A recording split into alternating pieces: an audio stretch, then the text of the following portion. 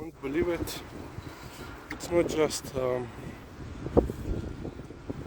car accident that can pull down the sign, traffic sign.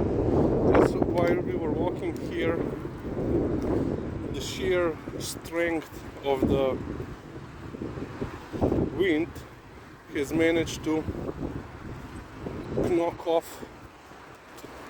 It toppled, the wind has toppled the traffic sign, and yeah, as you can see, they have already fixed that traffic sign that was hit by some car or vehicle. And yeah, they have replaced the whole new pole. It's a whole new pole because that one previous was bent. Lizzy, morva je če naprej mal. Okay, let's end on this.